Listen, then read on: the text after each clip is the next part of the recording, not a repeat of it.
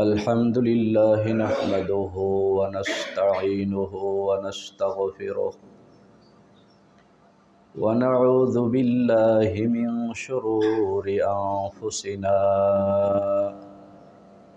ومن سيئات أعمالنا من يهده الله فلا مضل له ومن يضلله فلا هادي له ونشهد أن لا إله إلا الله وحده لا شريك له ونشهد أن سيدنا وسندنا وحبيبنا ومولانا محمدا عبده ورسوله الذي أرسله الله إلى كافة الناس بشيرا ونذيرا وداعيا إلى الله بإذنه وسراجا منيرا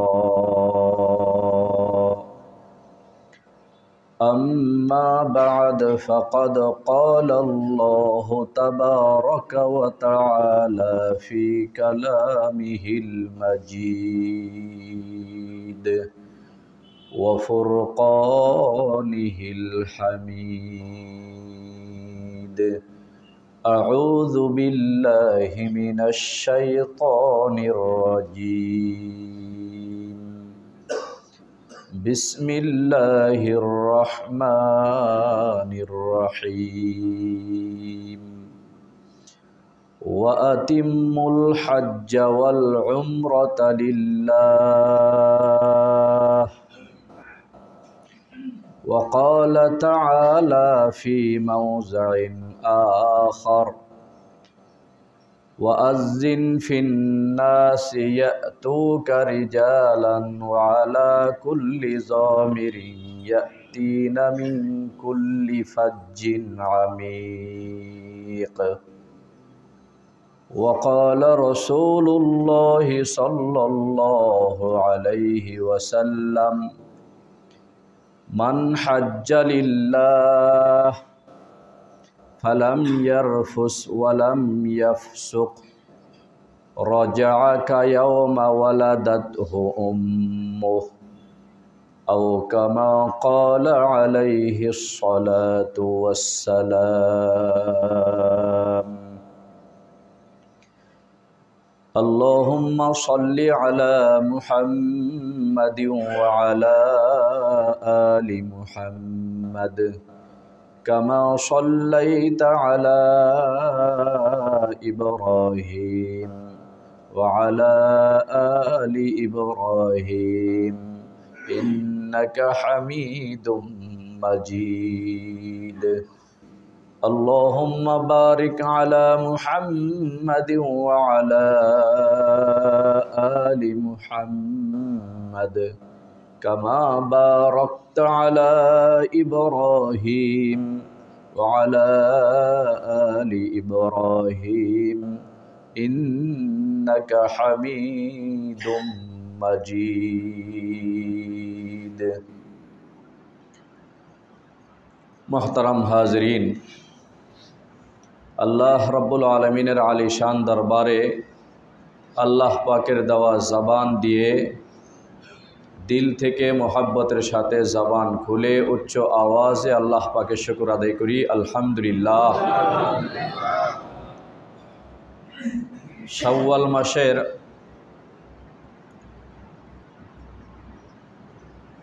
মতো এত বরকতপূর্ণ মাস, যেই মাসে 6টি রোজা রাখার কথা হাদিসে রসুলের মাধ্যমে প্রমাণ, এত বরকতপূর্ণ মাস, শাওয়ালের 6 রোজা এখানে রাখতে হয় এই মাসে। সাথে সাথে আল্লাহ পাকের নির্বাচিত এবং পছন্দনীয় যে সমস্ত বান্দা আল্লাহ পাক যাদেরকে নির্বাচন করেছেন, যাদেরকে আল্লাহ পাক তৌফিক দান করেছেন, তারা আল্লাহ রাব্বুল আলামিনের ঘর বাইতুল্লাহতে যাওয়ার জন্য সর্বাত্মক প্রস্তুতি গ্রহণ করেছেন। আল্লাহ পাকের ঘরে যারা যাবেন হজের সফরে, তাদের সর্বশেষ প্রস্তুতি চলছে, চূড়ান্ত প্রস্তুতি চলছে। হয়তো এই মাসে অথবা আগামী মাসে অনেকেই চলে যাবেন। তো আল্লাহ রাব্বুল আলামিন এত বরকতপূর্ণ মাসে আমাদেরকে জুমার নামাজ আদায় করার জন্য সারা পৃথিবীর মধ্যে আল্লাহ রাব্বুল আলামিনের নিকট সবচেয়ে প্রিয় স্থান আল্লাহ পাকের ঘর মসজিদে বসে কোরআন ও হাদিসের কিছু কথা বলা এবং শোনার তৌফিক দান করছেন। সেই আল্লাহ রাব্বুল আলামিনের দিল থেকে জবান খুলে উচ্চ আওয়াজে আবার শুকর আদায় করি, আলহামদুলিল্লাহ। সাথে সাথে সেই প্রিয় নবীর শানে অত্যন্ত মুহাব্বতের সাথে দরুদ শরীফ পড়ব, যেই নবীকে আল্লাহ রাব্বুল আলামিন সর্বশেষ নবী হিসাবে শ্রেষ্ঠত্ব দান করেছেন, এবং যেই নবীর উম্মতকে আল্লাহ রাব্বুল আলামিন শ্রেষ্ঠ নবীর শ্রেষ্ঠ উম্মত হিসাবে সারা পৃথিবীর সমস্ত আম্বিয়া ইকরামের সামনে সম্মানের সুউচ্চ আসন দান করেছেন। আমাদেরকে সেই নবীর শানে অত্যন্ত মুহাব্বতের সাথে দরুদ শরীফ পড়ি, সাল্লাল্লাহু আলাইহি ওয়াসাল্লাম।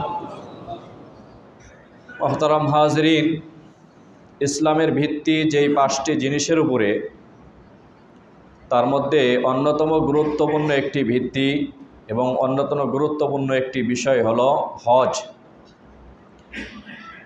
আল্লাহ রাব্বুল আলামিন হজের এই আমলকে বান্দার জন্য ফরজ করেছেন। এটা শুধু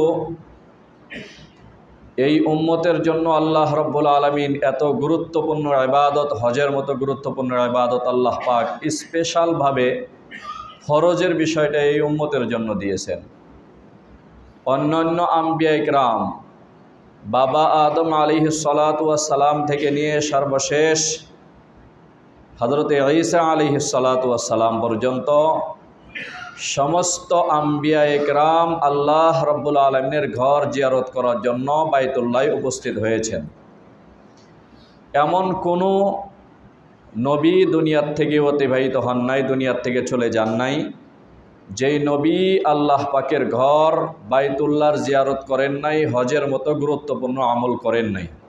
সমস্ত আম্বিয়া ইকরাম হজের মতো গুরুত্বপূর্ণ আমল করেছেন। এমনকি সর্বপ্রথম পায়গাম্বার হযরতে আদম আলাইহিস সালাতু ওয়াস সালাম, হযরতে আদম আলাইহিস সালাতু ওয়াস সালাম তো দুনিয়াতে এসেছেন যেই পাহাড়ের উপরে আল্লাহ রাব্বুল আলামিন হযরতে আদম আলাইহিস সালাতু ওয়াস সালামকে সর্বপ্রথম যেই পাহাড়ে অবতরণ করেছিলেন, উনি এই পাহাড়টা শ্রীলঙ্কায় সেই কালে হিন্দুস্তানের আওতাভুক্ত ছিল।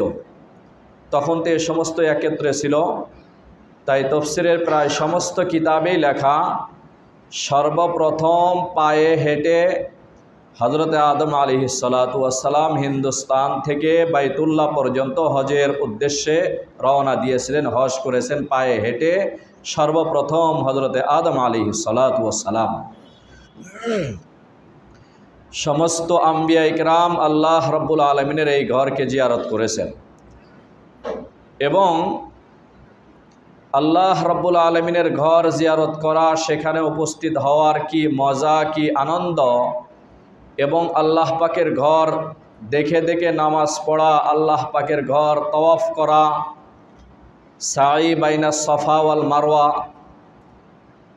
এরপরে আরাফার ময়দানে উপস্থিত হওয়া, মিনা মুজদালিফায় যাওয়া, এগুলি যে কত আনন্দের এবং মানুষের দিলে ভিন্ন রকমের এক স্বাদ আর আনন্দ অনুভব হয়, যারা সেখানে আল্লাহ পাকের ঘর জিয়ারত করতে গিয়েছেন তারা বুঝতে পেরেছেন। দূর থেকে যারা কখনো আল্লাহ পাকের ঘর জিয়ারত করেন নাই, তাদের জন্য আসলে এই বিষয়টা বোঝা অনেকটাই মুশকিল।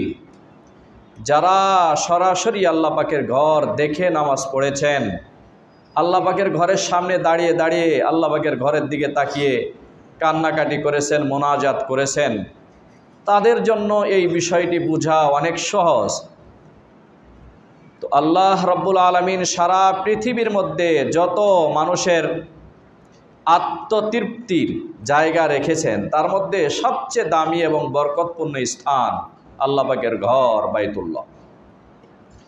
এই আল্লাহ পাকের ঘর বাইতুল্লাহ, যেই ঘরের দিকে দেখা শুধু দেখে থাকবেন একটি ঘর পৃথিবীতে, এই একটি মাত্র ঘর যেই ঘরের দিকে শুধু দেখলেই সওয়াব, ঘরের দিকে তাকায় থাকলেই সওয়াব।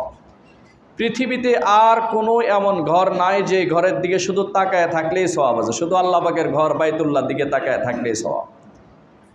এই জন্য রসুল আকরাম সাল্লাল্লাহু আলাইহি ওয়াসাল্লাম নবুয়ত প্রাপ্তির পূর্বে গারে হিরায় বসে যে ইবাদত করেছিলেন, তৎকালীন সামনে কোনো এত উঁচু ভবনও ছিল না, যার কারণে গারে হিরায় বসে আল্লাহ পাকের ইবাদতও করতে পারতেন এবং সেখানে বসে আল্লাহ পাকের ঘর গারে হিরাত থেকে রসুল আকরাম সাল্লাল্লাহু আলাইহি ওয়াসাল্লাম সহজেই দেখে দেখে আল্লাহ পাকের ভালোবাসার মহাব্বত এবং ঈমানের নূর, আল্লাহ পাকের মহাব্বতের নূর রসুল আকরাম সাল্লাল্লাহু আলাইহি ওয়াসাল্লামের দিলে জমা হইত। এই জন্য রসুল আকরাম সাল্লাল্লাহু আলাইহি ওয়াসাল্লাম নবুয়ত প্রাপ্তির পূর্বে মাঝে মধ্যে খানা নিয়ে সেখানে 3 দিন 4 দিন 10 দিন 15 দিন পর্যন্ত যে অবস্থান করতেন গারে হিরায়, সেখানে বসে যেমন মুজাহাদা করতেন, মুরাকাবা করতেন, সাথে সাথে আল্লাহ রব্বুল আলমিনের ঘর দেখার মতো যেই ফজিলত সেটাও অর্জন হইত। সেজন্য একটাই ঘর সারা পৃথিবীতে, যেই ঘরকে আল্লাহ রব্বুল আলমিনের ফজল করমে যতবার দেখবে, যে যত মোহাব্বত করবে, এই ঘরের আশেপাশে ঘোরাঘুরি করাকে তওয়াফ বলা হয়। এই তওয়াফ করলেই আল্লাহ রব্বুল আলমিন তার সওয়াব লিখে দিবেন, তার আমলনামায় সওয়াব উঠতে থাকবে।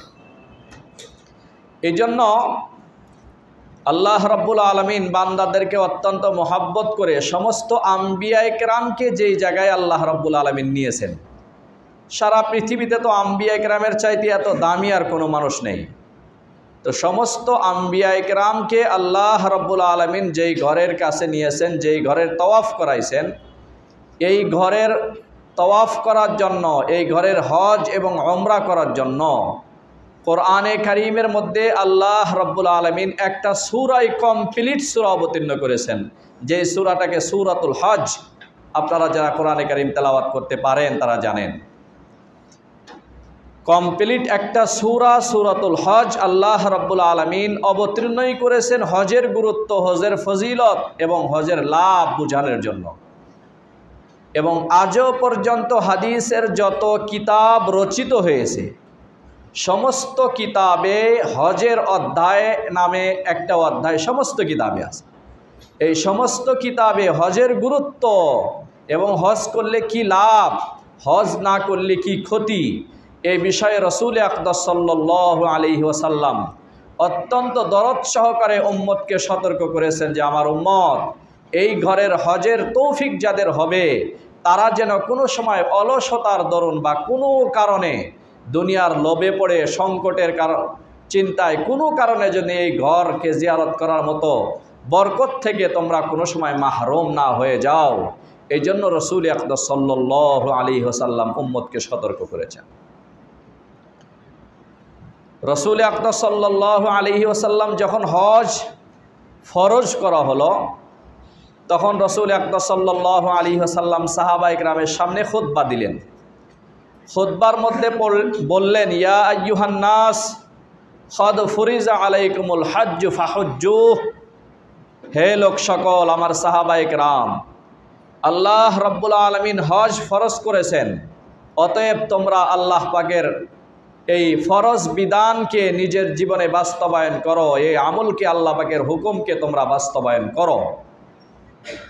আল্লাহর রসুল সাল্লাল্লাহু আলাইহি ওয়াসাল্লাম সাহাবায়ে কেরামের সামনে যখন এই কথা ঘোষণা করলেন, একজন সাহাবী আল্লাহর নবীকে জিজ্ঞাসা করলেন, আকুল্লা আমিন ইয়া রাসূলুল্লাহ, ইয়া রাসূলুল্লাহ, আপনি যে হজ ফরজ হওয়ার কথা আমাদেরকে অবগত করলেন, আল্লাহ পাকের হুকুম, ফরজ হুকুম, এটা কি প্রতি বছর করতে হবে? সাহাবী যখন প্রথম এই প্রশ্ন করলেন, রসুল আকরাম সাল্লাল্লাহু আলাইহি ওয়াসাল্লাম চুপ ছিলেন, সাহাবীর কোনো প্রশ্নের জবাব দিলেন না। দ্বিতীয়বার সাহাবী আবার জিজ্ঞাসা করলেন, আকুল্লা আমিন ইয়া রাসূলুল্লাহ, আপনি যে হজের কথা বললেন ইয়া রাসূলুল্লাহ, প্রতি বছর হজ করতে হবে? আল্লাহ নবীর চুপ থাকলেন। আবার তৃতীয়বার সাহাবী জিজ্ঞাসা করলেন, আকুল্লা আমিন ইয়া রাসূলুল্লাহ, প্রতি বছর কি হজ করতে হবে?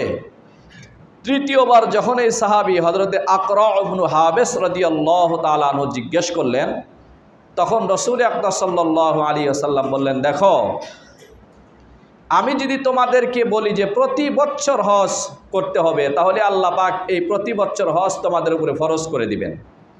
আর প্রতি বছর হজ যদি তোমাদের জন্য ফরজ করে দেন, তাহলে তোমাদের দ্বারায় এত বড় গুরুত্বপূর্ণ এবং এত কঠিন হুকুম পালন করা অসম্ভব হবে। এই জন্য আমি যতটুকু বলেছি এতটুকুর উপরে তোমরা চুপ থাকো, এই বিষয়ে আরও প্রশ্ন করে জটিলতা সৃষ্টি করার কোনো প্রয়োজন নাই। এবং রাসূল আকরাম সাল্লাল্লাহু আলাইহি ওয়াসাল্লাম সাহাবা ইকরামকে একটি বিষয় সতর্ক করলেন, ইন্নামা হালাকা মান কালা ক্বাবলাকুম মান কানা ক্বাবলাকুম বিইখতিলাফিহিম ওয়া কাসরাতি সওয়ালিহিম আলাল আম্বিয়া, তোমাদের পূর্বে যে সমস্ত উম্মত ছিল তাদের একটা বদ অভ্যাস ছিল, সেটা হলো বেশি বেশি সহজ জিনিসের মধ্যে বেশি বেশি প্রশ্ন করে জটিলতা সৃষ্টি করত। এই জন্য রাসূল আকরাম সাল্লাল্লাহু আলাইহি ওয়াসাল্লাম বললেন যে আমি যখন তোমাদেরকে শরীয়তের কোনো হুকুমের ব্যাপারে অবগত করব, তাহলে ফাআতু মিনহু মাসতাতাতুম, যতদূর সম্ভব তোমরা আল্লাহ পাকের সেই হুকুমকে মেনে চলো যেটা আমি নির্দেশ দিব। আর শরীয়তের কোনো নিষেধ যদি তোমাদেরকে নিষেধ সম্পর্কে তোমাদেরকে আমি অবগত করি, তাহলে সেটাকে একদম পাই টু পাই হিসাব করে যেভাবে বলা হয়েছে সেভাবে আমল করো। পূর্ববর্তী উম্মতদের এই অভ্যাস ছিল, আল্লাহ পাক কোনো হুকুম দিলে এটার মধ্যে প্রশ্ন করে করে আরও জটিলতা সৃষ্টি করত।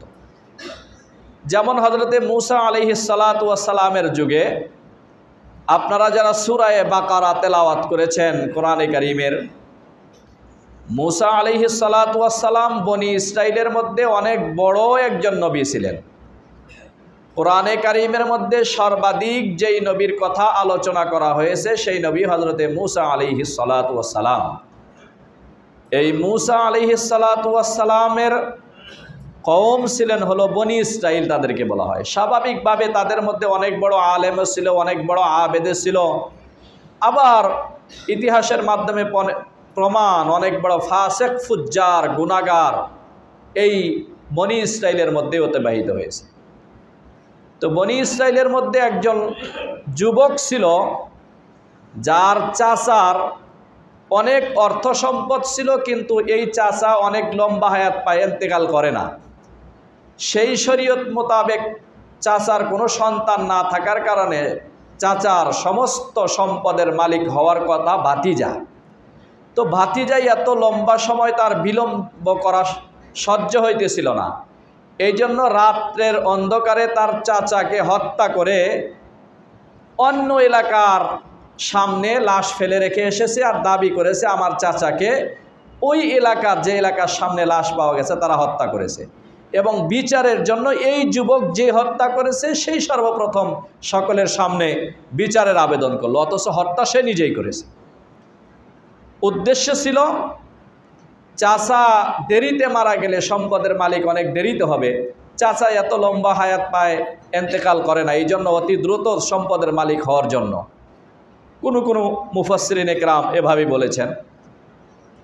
তখন সকলেই মিলে হযরতে মূসা আলাইহিস সালাতু ওয়াস সালামের কাছে উপস্থিত হলো যে হে নবী মূসা, আপনি আল্লাহ পাকের কাছে আবেদন করুন, আল্লাহ পাক যেন এই ব্যক্তিকে কে হত্যা করেছে এর হত্যাকারী সম্পর্কে আমাদেরকে অবগত করে, কারণ এটা নিয়ে পুরা বনি ইসরাইলের মধ্যে অনেক ফিতনা ফাসাদ, পরস্পরে বিভক্তি শুরু হয়ে গেছে, একে অপরকে দোষারোপ শুরু করেছে। আসলে বাস্তবে কে হত্যা করেছে কোনোভাবেই আমরা এর লক্ষণ খুঁজে পাচ্ছি না, এই জন্য আপনি আল্লাহ পাকের কাছে দোয়া করুন। তখন আল্লাহ পাকের কাছে হযরতে মূসা আলাইহিস সালাতু ওয়াস সালাম দোয়া করলেন। আল্লাহ রাব্বুল আলামিন বললেন যে একটা গাভী গরু একটা কিনে এটাকে জবেহ করো এবং এর শরীরের একটা অংশ দিয়ে মৃত ব্যক্তির সাথে টাচ করার সাথে সাথে মৃত ব্যক্তি জীবিত হবে, দাঁড়িয়ে সে বলে দিবে তাকে কে হত্যা করেছে। তো স্বাভাবিকভাবে তাদেরকে একটা গরু জবেহ করার জন্য বলা হয়েছে। তো তারা এমন প্রশ্ন শুরু করলো যে এই গরুটা আসলে কি বৃদ্ধ হবে না আসলে যুবক হবে, কোন বয়সের হবে, এটার দ্বারা কি ক্ষেত খামারে কাজ নেওয়া হয়েছে এমন হবে না কোনো কাজ নেওয়া হয় না এরকম হবে, কালার কেমন হবে, রং কেমন হবে, বিভিন্ন প্রশ্ন করে জটিলতা সৃষ্টি করলো। যত প্রশ্ন করে আল্লাহ পাকের পক্ষ থেকে হুকুম তত জটিল আসে। তখন এই ঘটনা যখন সাহাবা একরামের সামনে রাসূল আকরাম সাল্লাল্লাহু আলাইহি ওয়াসাল্লাম শোনাইতেছিলেন, তখন আল্লাহ নবী সাহাবা একরামকে শোনাইলেন, বনি ইসরাইল যদি এ বিষয়ে এত বেশি প্রশ্ন না করত, যে কোনো একটা গাভী জবে করলে, গরু একটা জবে করলে সেই জবেকৃত পশুর মাধ্যমে তাদের এই মৃত ব্যক্তির, হত্যাকৃত ব্যক্তির আসলে হত্যা কে করেছে তার সঠিক সন্ধান পাওয়া সম্ভব হতো। কিন্তু তারা বেশি বেশি প্রশ্ন করে তারা নিজেদের জন্য জটিলতা সৃষ্টি করেছে। এই জাতীয় আরও ঘটনা তাদের রয়েছে। একবার মুসা আলাইহিস সালাতু ওয়াস সালাম বনি ইসরাইলের নির্বাচিত 70 জন মানুষকে নিয়ে পাহাড়ে গেলেন। তো পাহাড়ে যাওয়ার পরে আল্লাহ পাকের পক্ষ থেকে কিছু কথা হযরতে মুসা আলাইহিস সালাতু ওয়াস সালামের সাথে হলো। এই 70 জন বনি ইসরাইলের নির্বাচিত ব্যক্তি সেই কথাগুলি শুনলেন। শোনার পরে তারা প্রশ্ন করেন যে এই যে মেঘের আড়াল থেকে, পর্দার আড়াল থেকে কথা শুনলাম, এটা কি আসলে আল্লাহ পাকের কথা না অন্যের কথা? এটা আমাদের এখনো স্পষ্ট না, তাই আমাদের অস্পষ্টতাকে দূর করতে হবে, আল্লাহ পাক ডাইরেক্ট আমাদের সামনে এসে কথা বলতে হবে। এই জাতীয় বিভিন্ন প্রশ্ন আদি করে তাদের জটিলতা সৃষ্টি করেছে। এই জন্য আল্লাহ নবী এই সাহাবী হযরত আকরা ইবনে হাবিস রাদিয়াল্লাহু তাআলা আনহুকে সতর্ক করলেন যে দেখো, আমি বলেছি যে আল্লাহ রাব্বুল আলামিন তোমাদের জন্য হজ ফরজ করেছেন, তোমরা এতটুকুই ক্ষান্ত রাখো, এখানে প্রতি বছর হজ করতে হবে এই প্রশ্ন বারবার করার কোনো প্রয়োজন ছিল না। জীবনে একবার হজ করা তোমাদের জন্য ফরজ, জীবনে একবার হজ করা ফরজ। এবং আল্লাহ পাক যদি কাউকে তৌফিক দেন, নির্দিষ্ট অর্থ সম্পদের মালিক হয়ে থাকে, অর্থাৎ এখান থেকে বাইতুল্লাহ পর্যন্ত পৌঁছতে পারবে, আসতে পারবে ফিরে, আর অবস্থানকালীন সময় তার যতটুকু খরচাদি প্রয়োজন এই পরিমাণ অর্থ সম্পদও আছে, আর এই সফরকালীন সময় তার ফ্যামিলি চলতে পারবে, পরিবার চলতে পারবে, এতটুকু অর্থ আছে, এমন ব্যক্তির জন্য হজ করা ফরজ। এমন ব্যক্তির জন্য হজ করা ফরজ। আল্লাহ পাকের এই ফরজ হুকুমকে লঙ্ঘন করে কেউ যদি হজ না করে কবরে চলে যায়, একজন মানুষের জাহান্নামে যাওয়ার জন্য এতটুকুই যথেষ্ট। জিন্দেগিতে আর কোনো গুনাহ যদি নাও থাকে, শুধু হজ ফরজ হয়েছে, হজ করে নাই, এভাবেই কবরে চলে গেল, একজন মানুষের জাহান্নামে যাওয়ার জন্য এতটুকুই যথেষ্ট।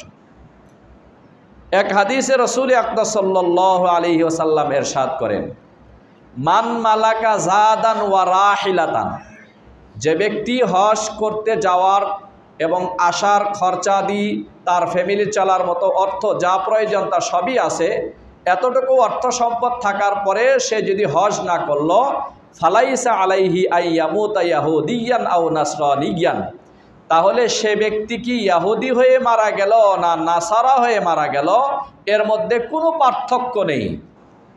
সে আসলে বাহ্যিক দৃষ্টিতে দেখলে যদিও সে মুমিন মনে হয়, কিন্তু হজের তৌফিক ছিল, হজ ফরজ হয়েছিল, হজ না করে কবরে চলে গেল, তাহলে এই ব্যক্তির মারা যাওয়া আর একজন ইয়াহুদি খ্রিস্টানের মারা যাওয়া আল্লাহ নবী হাদিসে বলেন একই দরজা, একই সমান, কোনো ভেদাভেদ এবং পার্থক্য নেই। কতটা জঘন্যতম অপরাধ হইলে রহমতের নবী মুহাম্মদুর রাসূল সাল্লাল্লাহু আলাইহি ওয়াসাল্লাম উম্মতকে এত কড়া ভাষায় সতর্ক করতে পারেন। আজকে আমাদের সমাজে যাদের উপরে হজ ফরজ হয়েছে, হজ ফরজ হওয়ার পরেও হজ যারা করবেন তাদের সংখ্যা খুবই কম। কিছুতে এমন আছেন একটা ধোকার শিকার, তারা এই কথা যুক্তি দাঁড় করান মানুষের সামনে, আমার পাশে একজন হজ করে এসেছে, হজ করে আসার পরে সে যে সমস্ত কর্মকাণ্ডে লিপ্ত যা করছে, আমি হজ না করে তার চাইতে 1000 গুণে ভালো আছি। সে হজ করে আসার পরে যে সমস্ত কাজ করে, আমি হজ না করে তার চাইতে ভালো আছি। আমার এলাকার অমুকের কথা উনি দলিল হিসাবে পেশ করেন যে অমুকে তো 5 ওয়াক্ত নামাজ পড়ার পরেও যা করে তার চাইতে আমি জিন্দেগিতে ঈদের নামাজও পড়ি না, তার চাইতে আমি অনেক ভালো আছি। আপনি জীবনে 1 ওয়াক্ত নামাজ, আল্লাহ নবী বলেন জেনে শুনে 1 ওয়াক্ত নামাজ যদি সে ছেড়ে দিল, তাহলে সে কুফরি পর্যন্ত পৌঁছে গেল, জেনে শুনে। হাদিস শরীফের কথা। আর আপনি বলেন যে আমি জীবনে ঈদের নামাজও পড়ি না, 5 ওয়াক্ত নামাজও পড়ি না, তারপরেও নামাজ যে পড়ে তার চাইতে আমি 1000 গুণে ভালো। এই 1000 গুণে ভালো বলল কি আপনাকে? ইবলিস শয়তান হয়তো আপনাকে বলেছে।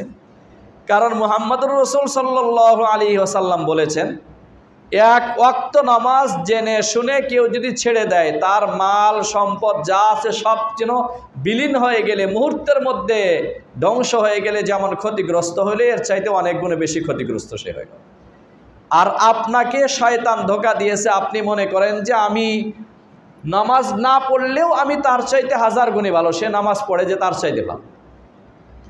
সে গুনার কাজ করছে, এটা অবশ্যই গুনার কাজ, কিন্তু সে যে ভালো কাজ করতেছে, নামাজ পড়তেছে, এটা আপনি দেখে ওই ভালো কাজটা আপনি করেন। আল্লাহর নবী তো আপনাকে বলেন নাই যে আমাকে হজ করে আসার পরে খারাপ কাজ করতেছে, ওইটা দেখে তুমি হজ বাদ দাও, সেটা না। তোমার উপরে হজ ফরজ হয়েছে, তুমি হজ ফরজ আমল করো, এরপরে তোমার আমল পরিবর্তন করে অপরকে তুমি দাওয়াত দাও, তার আমলটা যেন পরিবর্তন হয়। বরংস আমাদের শয়তানে ধোঁকা দিয়েছে। শয়তানের ধোঁকা হলো যে আমি নামাজ না পড়লেও অমুকের চাইতে ভালো আছি। আবার অনেকেই বলেন যে আগে দিল ঠিক করেন এরপরে হজ করেন।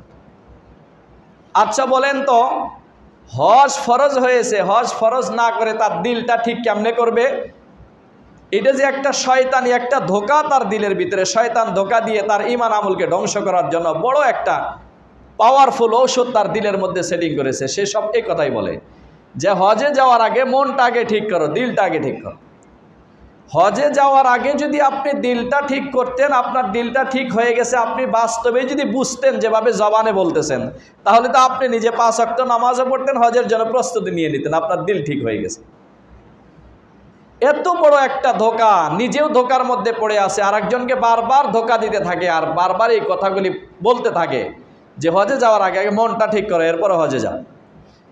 অথচ রাসূল আকরাম সাল্লাল্লাহু আলাইহি ওয়াসাল্লাম ইরশাদ করেছেন যে কোনো মানুষ যদি মান হাজ্জা লিল্লাহ, যে ব্যক্তি একমাত্র আল্লাহ পাকের সন্তুষ্টির জন্য হজ করলো, একমাত্র আল্লাহ পাকের সন্তুষ্টির জন্য হজ করার অর্থ হলো স্বাভাবিক নিয়মে আপনি যখন হজের উদ্দেশ্যে রওনা দিবেন, আপনি সিদ্ধান্ত নিয়েছেন, তখন থেকে আপনার যাদের সাথে লেনদেন ছিল, ব্যবহার একটু খারাপ হয়ে গেছে আপনার অজান্তে, ইচ্ছায় অনিচ্ছায়, তাদের থেকে মাফ নিতে হবে এবং আপনার লেনদেন কারোর সাথে যদি থাকে সেগুলি পরিশোধ করে তার থেকে ক্ষমা প্রার্থনা করে সকলের থেকে দোয়া নিয়ে এরপরে আল্লাহ পাকের ঘরের পথে আপনি হাঁটবেন।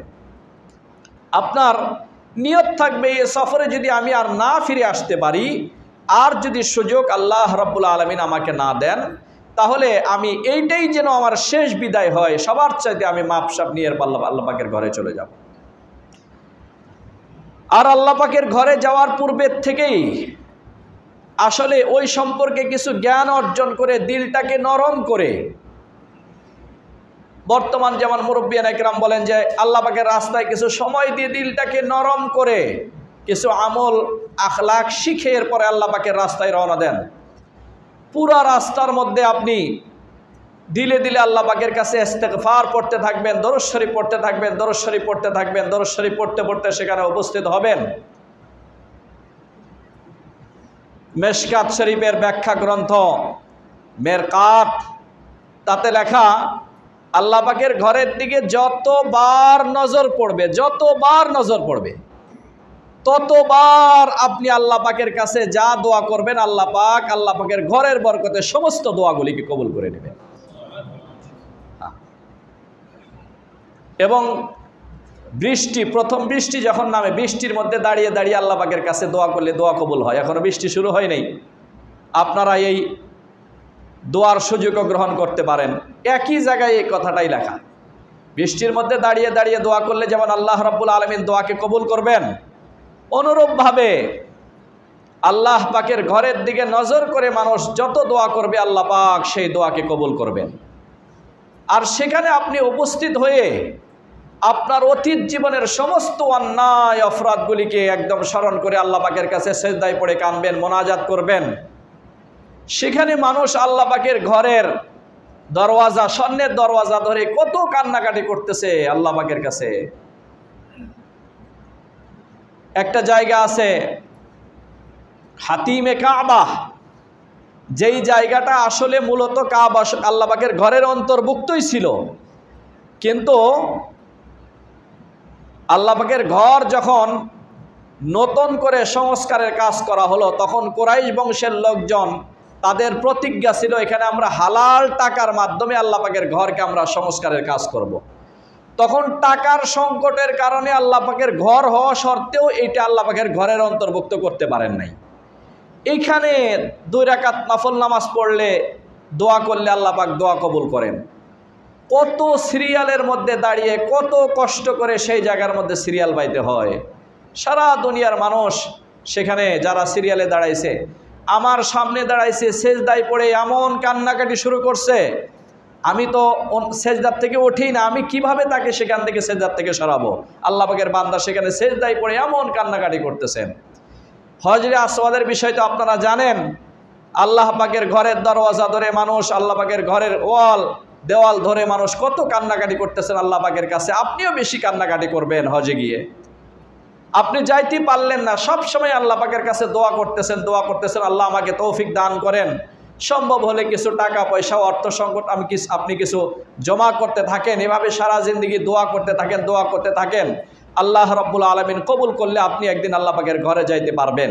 সেখানে গিয়ে আল্লাহ পাকের কাছে কান্নাকাটি করবেন এবং সেই দিলের মধ্যে আল্লাহ পাকের কাছে কান্নাকাটি করে, তওবা করে, যেভাবে আপনি দিলকে প্রস্তুত করেছেন দেশে আসার পরে, সেভাবে যেন আপনি টিকে থাকতে পারেন, এই পথে আপনাকে হাঁটতে হবে। কোথায় গেলে আপনার গুনাহ হবে আর কোথায় গেলে আপনি নেক কাজ করতে পারেন, এই পথে আপনাকে হাঁটতে হবে। কিন্তু আফসোসের বিষয়, ওইখানে তওয়াফ করার সময় এখানে ভিডিও কলে দেখাইবে যে আমি তওয়াফ করতেছি, এখানে হজরে আসওয়াদের পাশে দাঁড়াইছে। আফসোসের বিষয়, এখানে তো মোবাইলের ছড়াছড়ি, কেউ বোঝে না, সবাই একই অবস্থা, শুধু কিভাবে ছবি উঠাইবে আর দেশে দেখাইবে, বন্ধু বান্ধবকে দেখাইবে যে আমি হজ করতে গেছিলাম হজরে আসওয়াদ। এটা কি আসলে মানুষকে দেখানোর জন্য সেখানে উপস্থিত হয়েছে? কেউ না, একমাত্র আল্লাহ পাককে সন্তুষ্ট করার জন্য। রসুলের রওজা শরীফের পাশে সালাম দেওয়ার জন্য লম্বা সিরিয়ালে দাঁড়াইতে হয়, এখানে অনেক সিরিয়াল। এই সিরিয়ালের মধ্যে দাঁড়িয়ে মানুষ কান্নাকাটি করতেছে, দরুদ শরীফ পড়তে, সালাম পড়তেছে। আর কিছু মানুষ আছে এখান থেকে ভিডিও করতেছে এটা দেখানোর জন্য। তো এইগুলা তো আসলে মনের অবস্থা নষ্ট করে দেয়। মনের অবস্থা যেরকম থাকা দরকার এরকম থাকে না। এই জন্য হজ করতে যাওয়ার পূর্বে আপনি একটু, যারা আল্লাহওয়ালা মানুষ, যেই কাফেলা, সেই কাফেলার সাথে যাবেন যেখানে আমলি পরিবেশ থাকবে, উলামা ইকরাম তত্ত্বাবধানে আপনি হজ করতে পারবেন। এবং আপনি বাইতুল্লাহতে নামাজ পড়তে যাওয়ার সময় আপনি ওই সমস্ত লোকদের সাথে বেশি চলাফেরা করবেন যাদের সাথে চলাফেরা করলে আমলের পরিবেশ ভালো হবে। আমরা তো স্বাভাবিকভাবে যাদের সাথে চলাফেরা করছি আলহামদুলিল্লাহ, রাত 1টায় নিয়মিতই যাইতে, এশরাক পড়ে এরপরে আসতো। আবার অনেকেই এমন আছেন যে ফজরের নামাজটা পর্যন্ত আল্লাহ পাকের ঘর বাইতুল্লাহ গিয়ে জামাতের সাথে পড়ার সুযোগ হইতো না, কারণ তারা মনে করছে যে অর্থ সম্পদ অনেক আছে, আমি যে কোনো সময় আসতে পারবো। কিন্তু আসলে বিষয়টাতে এমন না। অর্থ সম্পদ অনেকেরই আছে, কিন্তু আল্লাহ পাক হজের গুরুত্ব তার দিলের মধ্যে আসে নাই। সে মনে করতেছে এত টাকা নষ্ট করার দরকার কি। অথচ সেখানে আল্লাহ পাকের ঘরে গিয়ে উপস্থিত হলে, হজ করলে যে দিলের অবস্থা কি হয়, আমলের অবস্থা কি হয়, ইবাদতের কি স্বাদ, কি মজা, এটার জন্য সেখানে উপস্থিত হওয়ার পরেই বুঝে আসবে। আল্লাহ রাব্বুল আলামিন আমরা যারা বাইতুল্লাহ শরীফে উপস্থিত হওয়ার সুযোগ এখনো পাই নাই, আল্লাহ পাক আমাদেরকে বাইতুল্লাহে উপস্থিত হওয়ার তৌফিক দান করেন। যারা একবার উপস্থিত হওয়ার সুযোগ পেয়েছি, আল্লাহ পাক আমাদেরকে বেশি বেশি আল্লাহ পাকের ঘরে উপস্থিত হওয়ার তৌফিক দান